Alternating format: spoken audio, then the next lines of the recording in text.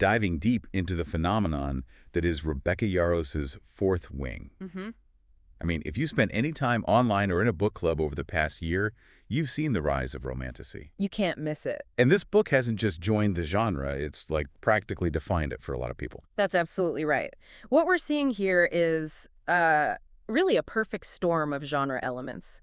So our mission for you, the listener, is to move past the hype and synthesize what makes this world tick. Right. We're going to quickly break down the appeal, the world building, and, pretty critically, the common complaints, so you know exactly why this book has been such a cultural lightning rod. And the atmosphere is set instantly. I mean, we are just dropped right into Basgiath War College. Yeah. The moment you hear War College, you know you're in a pressure cooker. It just screams high stakes, dangerous trials, and a brutal vetting process. And it's all layered with that very specific fantasy aesthetic, right? Dragons and that undeniable high-tension enemies to lovers dynamic. Exactly. It's a genius structure, really, because the setting itself just amplifies all the tension.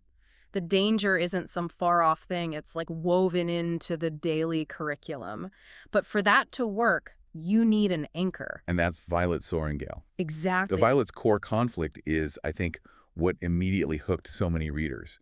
She's explicitly presented as, well, as physically fragile. Right. She was never supposed to be there. Not at all. She was aiming for the scribes, but she gets forced into this deadly academy by her mother, who is the commanding general. I mean, that is just a ruthless parental setup. It really is, and the sources all highlight that this frailty is a very deliberate narrative choice, and frankly, a brilliant one.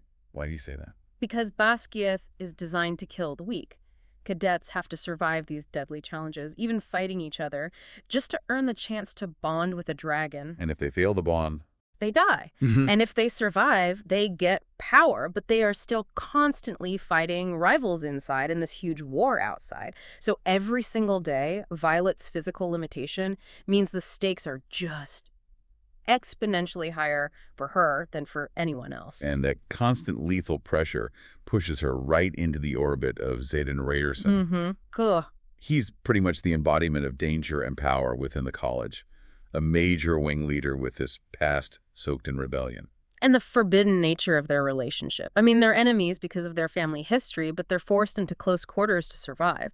That dynamic is the absolute engine of the entire story. It really is. What's so fascinating here is how their relationship is just. It's inextricably tied to the world's power system. It's not just romantic tension, it's survival tension. Which leads us right into the mechanics of the magic itself. Yes. Because this system is critical to the whole story's architecture. Okay, so let's look at the foundational rule of magic here. Right. It isn't, inherent like in a lot of traditional fantasy worlds. It's granted, right? Precisely. The magic comes entirely from bonding with the dragon. Once that bond is cemented, the writer gets a unique and usually very potent magical ability known as a signet. So it's like a magical specialization. Exactly. Violet's ability is unique to her and her bond. This decision, that power, is granted, not inherited. It just changes the entire calculus of the world. What stands out to me is that this design makes the dragons so essential. They're not just transport or, cool pets. Not at all. They are the literal source of a writer's identity and strength. The whole hierarchy, the military politics, it all hinges on the strength of these bonds. And losing the bond isn't just losing a friend. It's losing your entire being, your power, and probably your life. It's everything. That technical balance creates incredible narrative leverage.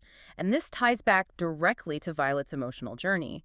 The sources repeatedly mention that the author, Rebecca Yarros, integrated themes inspired by chronic illness and disability. Which makes Violet's path so compelling. It really does. Her growth isn't about suddenly realizing she was strong all along. It's about adapting, strategizing, and, leveraging her uniqueness. She makes her physical limitations part of her identity, and that resonance is a huge part of the appeal. That real-world element injects this genuine emotional depth into what might otherwise be, just another high-action fantasy story. And speaking of high action, let's pivot to what is probably the most cited strength across the board. The pacing. People just inhale this book. Absolutely. The pacing is relentless and highly addictive. It's a deliberate, almost breakneck speed where the narrative rarely pauses for breath. No downtime. None. You're constantly moving through deadly trials, intense political confrontations, fights with rivals, and these huge dragon bonding scenes. The structure is designed to be unputdownable. And that urgency is what a lot of readers are looking for, but Isn't that pacing also what drives the romance? We know the romance is central, but what makes this particular relationship so magnetic? I think it's the constant, unavoidable proximity combined with that forbidden nature. They are political enemies who have to trust each other to survive. A classic setup. It creates this extremely high-tension, slow-burn chemistry. The emotional conflict is constant. Do they kill each other or save each other?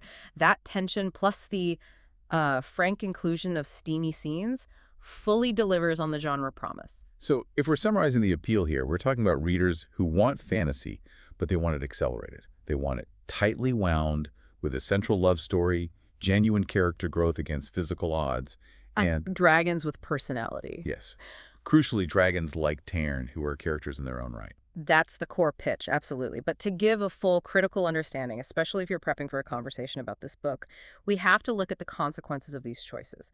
Pacing and romance dominance, they come with trade-offs. I agree. We need the full picture. Let's start with the one I hear most often, the language. The story is set in a secondary world, magic, dragons. So why do some readers complain that the dialogue feels out of place?